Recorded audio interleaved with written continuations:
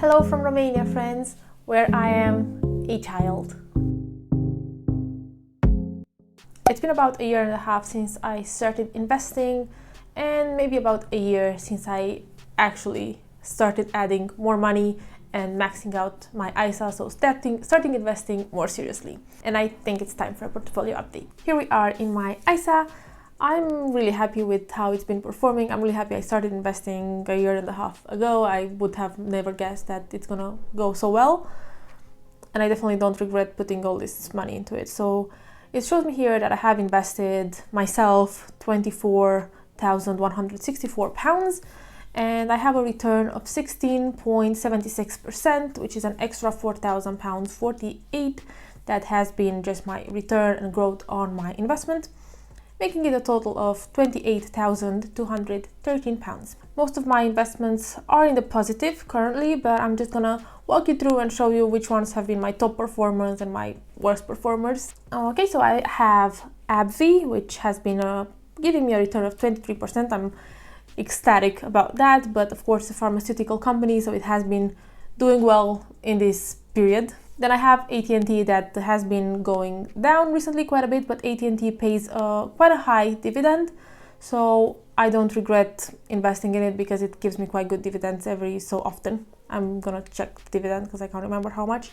AT&T actually pays, but they give me here the yield, so the dividend yield for AT&T, it's 7.67%, and that's an annual return on top of any growth or loss. So I'm quite happy. It was definitely a purchase I made during the time that I was quite into dividend investing, so AT&T was definitely something I bought into because I wanted the high dividend yield. Brookfield Renewable, you'll see I have a lot of renewable companies. I'm trying to move more toward investing in sustainable energy and renewables, and it has been going positive for me. Goldman Sachs is one of the best performers I've bought. I definitely think I bought this at the right time because it was going down quite a lot, and I noticed it, or I've read somewhere about it. I can't remember how I picked up on it, but I had a 99% return, £180 on top.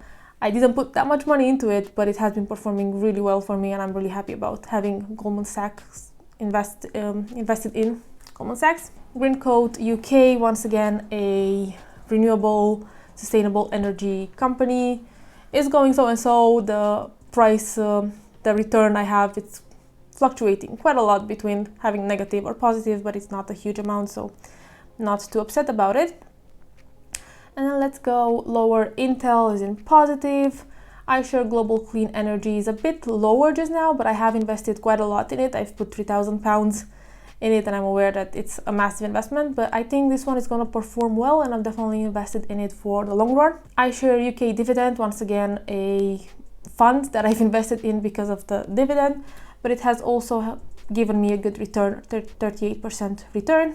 iShare UK Property, I've invested because I wanted to diversify and have a little bit of a stake into the real estate property market, and it had paid off with the 34.92% return. Johnson & Johnson, a moderate growth of 11%. JP Morgan, a 54%, definitely a good time. I think I bought at the right time with both Goldman Sachs and JP Morgan because I noticed them going down, particularly when the market was crashing at the beginning of the pandemic. So it was just definitely a little bit of a luck type thing that I've invested at the right time. So again, a good return, but I haven't invested that much into it, so it is what it is. National Grid is probably one of the free shares that I've received at some point. I did not receive that many free shares, but if people use the referral link, I get some free shares, and I still have the National Grid, which I do want to sell at some point, but it's been in the negative for quite a while, or I haven't noticed it when it's gone in the positive, so I'm kind of stuck with it, but I'll sell it when I get the chance to. Then I have a very small amount invested in Nike, a very moderate amount, but a good return, nonetheless, 27% return.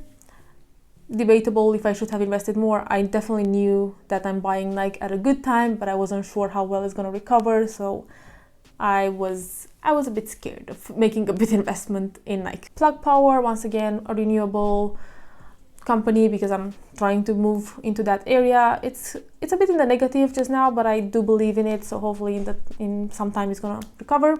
I have Porsche, which again, good performance on it, 50% return. I haven't put that much money into it, but again, I think I bought at the right time. And Porsche also pays a really good dividend, so I was quite pleasantly surprised that it also performed well. It gave me a good return and a good dividend, so very, very keen on this one. Realty income is the one investment that I see everyone has on YouTube, and it was definitely something I learned from someone on YouTube, because everybody had it on their portfolio. It makes you wonder, like, why do all of you have this? And it's because it's a monthly paying dividend, so every month you get a little bit of a this is your £1 something from your realty income investment, and it is nice to see it there. Now I realize that it's a really low amount to be investing just to get the monthly small dividend payout. But at the same time, for me, it has been a good performer, having a 19% return, and I have put, admittedly, quite a big amount into it just because it pays me a monthly dividend. Secure income, it's one of my beginning investments. I started investing heavily in it because, again, having a good secure income dividend, and it had also given me a 54% return, so presently surprised with it. The SPDR S&P UK dividend, it was one of those companies that I've invested in because I wanted to have higher dividends, and it has a 20% return. I've put quite a bit of money, I thought, at the time when I was investing more carefully, more moderately, but it had paid off. Sunrun is again a sustainable renewable energy company which has been going down a lot for me. I'm at a loss of 36%, so £131, which really shows you how much you can lose as well as win, because most of these are in the positive and it looks like, ooh, great, but sometimes you do lose money with investment. And I haven't withdrawn from Sunrun just because I do want to invest more in renewables. At some point during the years, I do hope that Sunrun will recover and I will make some profit on it, but again, not a huge investment compared to other ones, so I'm not that bothered that I lost the money with it. Taylor Wimpey, 57% return. Again, one of the things that I was quite surprised, because it does pay good dividends, so I was quite surprised that it performed so well. But it's a company that has been performing well for a long time for me. A small amount into Twitter, I just felt keen on it at some point, and it has a 15% return. And then at the end of my portfolio, I have all my Vanguard funds, which you can see most of my investments are in Vanguard. And I have the FTSE 100 with the biggest investment, and not that high of a return for the investment I made, but I did that because at the time that I was buying into Vanguard, I had like, I don't know, maybe like £3,000 extra, like from my savings, and I was thinking, where can I put them? And FTSE 100 was at the lowest rate, so that's why I put all the money into FTSE 100, and probably not my best choice. I should have gone to S&P 500, but that was a year ago when I was a beginner investor, so I didn't really know.